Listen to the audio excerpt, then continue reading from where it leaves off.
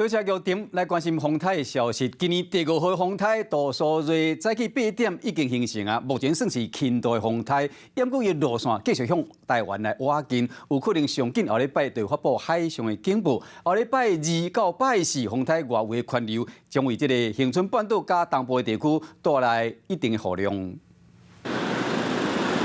日头挺洋洋，查某囡仔遮雨伞要挡日头，要过后礼拜遮雨伞就真正是为着要挡雨。原先在菲律宾东方海面的热带性低压，已在今天早上8点。 形成今年第5号台风杜苏芮。菲律宾东南方热带低压，今仔日透早8点增强变成是轻台杜苏芮。比较早估计上新的版本内底已经将路线向北来修正，也就是离台湾更较近路。气象局嘛表示，23号到24号会是关键的时间点，因为风台北转的角度会决定影响台湾的程度。严格无排除上近后礼拜1会发布海上的警报，拜2开始外围环流嘛会 带来雨水。预估现在看起来，在周3、周4，台风是距离最接近的时候，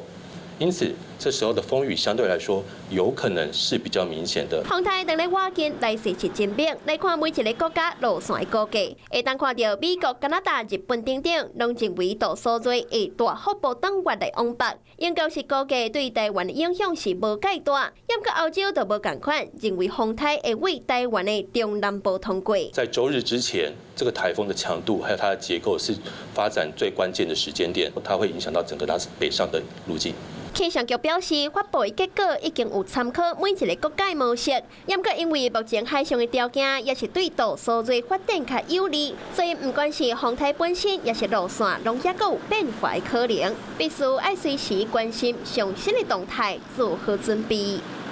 Hello， 我是易景，想要抢先掌握最及时的新闻资讯吗？赶快按赞、订阅、开启小铃铛，锁定华视新闻的 YouTube 频道。